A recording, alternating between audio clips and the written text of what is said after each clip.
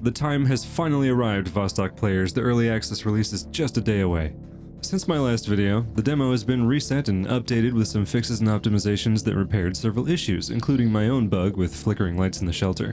The reset fully wiped all player progress, which seemed like a drastic move so close to early access, but Auntie explained that it was necessary to implement certain critical features, and that isn't all that was changed. It looks like the new game starting selections, settings menu, and even some aspects of the maps were altered as well. I noticed that an entire group of objects, including a crate and corpse, were entirely removed from the village map right next to Generalist's building, and there may be more that I haven't spotted yet.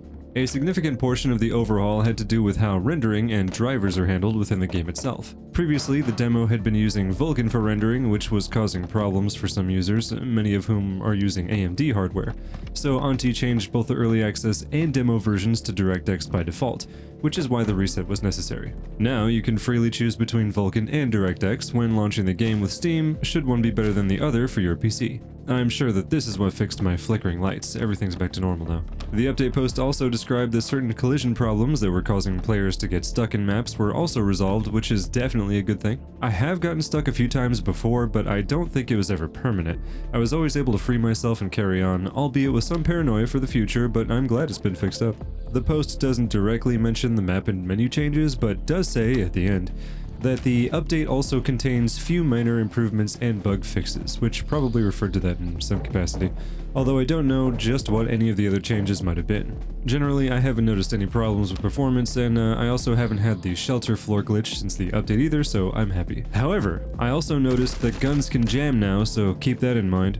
As promised, Auntie has posted a pre-release changelog listing what has been added, fixed, and changed for the early access version for all to see, which I'll have linked in the description of this video. If you haven't been keeping up with the many posts about this, go check out this changelog to see what you're in for when the time comes. There's going to be a plethora of cool new features that will finally give us the proper Road to Vostok experience that we've been waiting for since 2022, and I'm so excited to see what it's like. Now, there's also been an update to the game's roadmap on the Road to Vostok website, which shows the many plans Auntie has for the future, and I'd encourage you to have a look now that the early access is about to come out. We're about to get build 1, and the roadmap lists build 2 for release in Q3 of this year, 2026, so there's still going to be even more coming before next year, and it looks like there's a lot more even beyond that. Again, I'll have a link to this in the description if you want to see for yourself. One thing I'm really looking forward to with all this progress in the game is seeing how the lore and plot actually play out for us. From Auntie's own lore videos on YouTube, we've gotten much more information on the Vostok situation than we have in any of the demos, at least as far as I know. Those lore videos show that everything was fine in Finland until some strange signal activity started coming from their shared border region with Russia,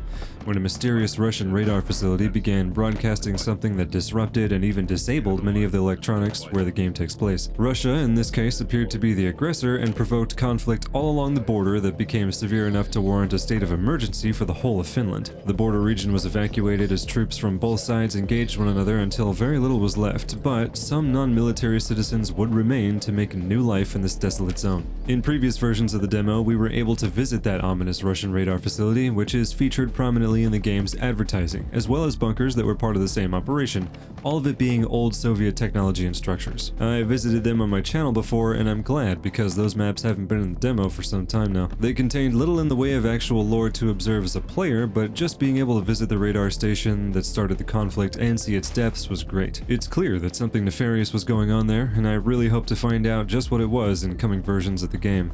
So, get ready because early access will be here in just one more day.